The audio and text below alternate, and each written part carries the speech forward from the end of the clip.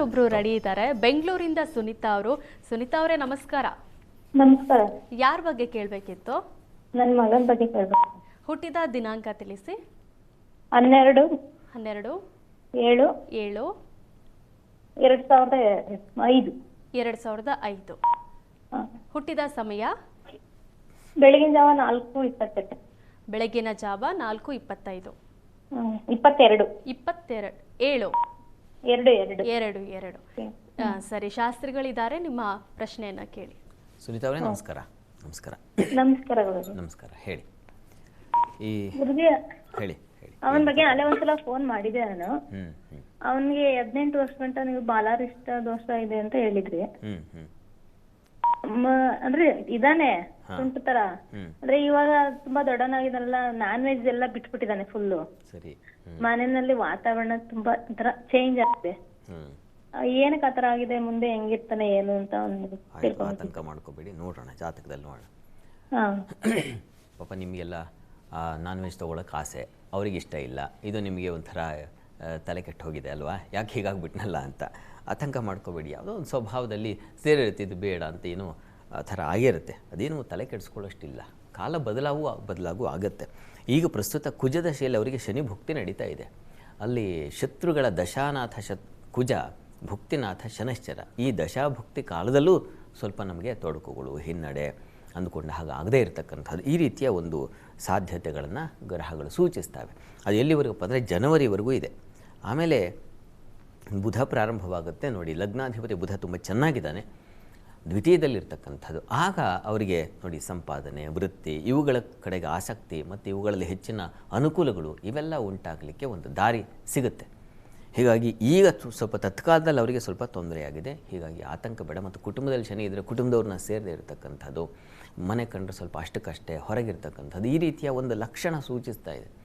ಇದಕ್ಕೇನಪ್ಪ ಪರಿಹಾರ ಅಂತಂದರೆ ಆಂಜನೇಯ ಸನ್ನಿಧಾನಕ್ಕೆ ಹೋಗಿ ಬರಲಿ. ಪ್ರತಿ ಶನಿವಾರ ಆಂಜನೇಯನಿಗೆ ಒಂದು ವೀಳ್ಯದೆಲೆ ಆಹಾರವನ್ನು ಹಾಕಿ ಒಂದು ಅರ್ಚನೆ ಮಾಡಿಸ್ಕೊಂಡು ನಮಸ್ಕಾರ ಮಾಡ್ಕೊಂಬಂದರೆ ಸರಿ ಹೋಗುತ್ತೆ.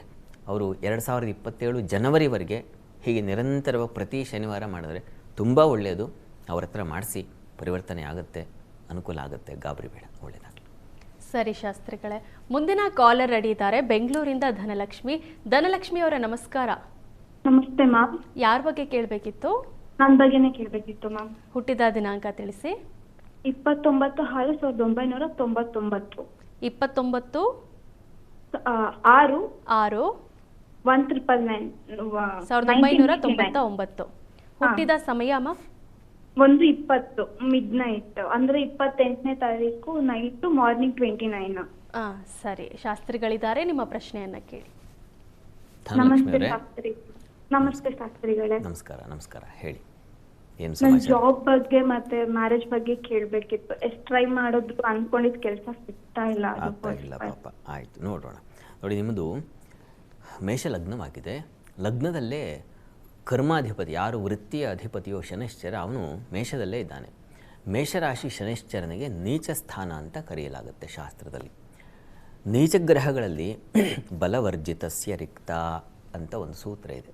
ಗ್ರಹಗಳಿಗೆ ಬಲಹೀನವಾಗಿದ್ದರೆ ಅವ್ರು ಫಲವನ್ನು ಕೊಡೋದಿಲ್ಲ, ಕಷ್ಟ ತ್ರಾಹಿ ಅಳೆದಾಡಬೇಕು, ಹಾಗೆ ಮಾಡಿಬಿಡ್ತಾರೆ ಅಂತ. ಆ ರೀತಿಯ ಒಂದು ಸಂದರ್ಭ ನಿಮ್ಮ ಜಾತಕದಲ್ಲಿದೆ.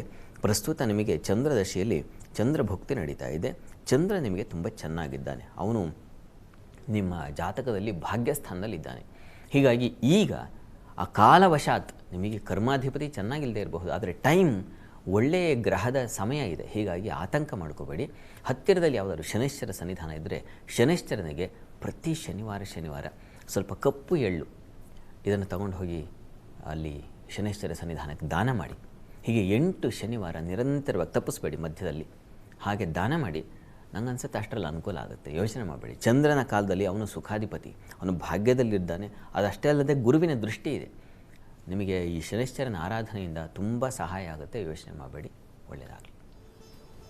ಸರಿ ಶಾಸ್ತ್ರಿಗಳೇ, ಈಗ ಮಹತ್ವದ ಘಟ್ಟ, ಮೊದಲ 3 ರಾಶಿಗಳ ಬಗ್ಗೆ ತಿಳಿಸ್ಕೊಡೋದಾದ್ರೆ. ಖಂಡಿತ ತಿಳಿಸೋಣ. ಎಲ್ಲ ಗ್ರಹಗಳ ಬದಲಾವಣೆ ಬೇರೆ ಇದೆ, ಅವುಗಳ ಫಲ ಏನು ನೋಡೋಣ. ಮೇಷರಾಶಿಯವರಿಗೆ ಹೇಗಿದೆಯಪ್ಪ?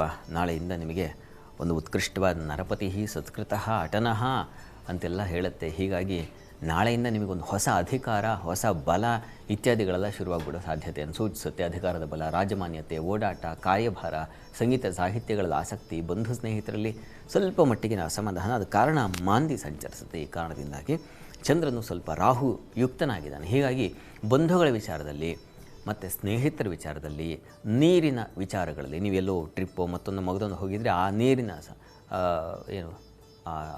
ಪರಿಸರದಲ್ಲಿ ಸ್ವಲ್ಪ ಹುಷಾರಾಗಿರಬೇಕು. ಮನೆಯಲ್ಲಿ ಆಗೋಲ್ಲ ಅಂತಲ್ಲ, ಹೊರಗೆ ಹೋದ್ರೇನ ಅಂತಲ್ಲ, ಆದರೆ ನೀರಿನ ವಿಚಾರದಲ್ಲಿ ಸ್ವಲ್ಪ ಜಾಗ್ರತೆ ಇರಬೇಕು ಅನ್ನೋದನ್ನು ಸೂಚಿಸ್ತಾ ಇದೆ. ಆದರೆ ತುಂಬ ಚೆನ್ನಾಗಿದೆ.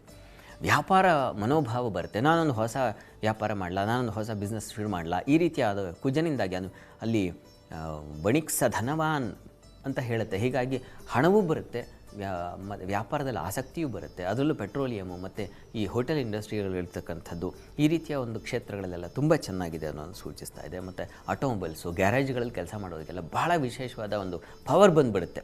ಅದು ಕೆಲಸದಲ್ಲೂ ಒಂದು ಪವರು ಮತ್ತು ಹಣಕಾಸಿನ ವಿಚಾರದಲ್ಲೂ ಒಂದು ಬಲ ಬರತಕ್ಕಂಥದ್ದನ್ನು ಸೂಚಿಸ್ತಾ ಇದೆ. ಹೀಗಾಗಿ ವಾರದ ಆದಿಯಲ್ಲಿ ನಿಮಗೆ ಹೆಚ್ಚಿನ ಪಾಲು ಚೆನ್ನಾಗಿದೆ. ಪ್ರಯಾಣದಲ್ಲಿ ಸ್ವಲ್ಪ ಹುಷಾರಾಗಿರಿ, ಇದೊಂದು ವಿಚಾರ ತೊಗೊಂಡ್ರು. ಮತ್ತು ನೀರಿನ ವಿಚಾರದಲ್ಲಿ ಇವೆರಡೂ ಹುಷಾರಾಗಿದ್ದರೆ ವಾರದ ಆದಿ ನಿಮ್ಮ ಪಾಲಿಗೆ ತುಂಬ ಸುಕೃತ ಭೂಯಿಷ್ಠವಾದ ಫಲ ತುಂಬ ಚೆನ್ನಾಗಿದೆ. ಇನ್ನು ವಾರದ ಅಂತ್ಯ ಗಮನಿಸೋಣ.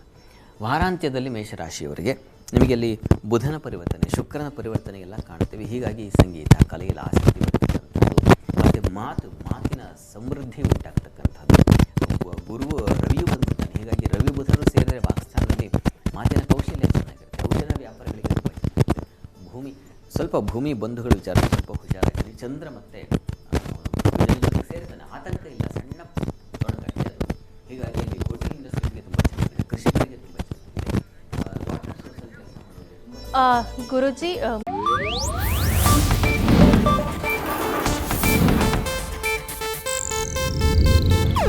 ಇದು ಏಷ್ಯಾನೆಟ್ ನ್ಯೂಸ್ ನೆಟ್ವರ್ಕ್ ಪ್ರಸ್ತುತಿ.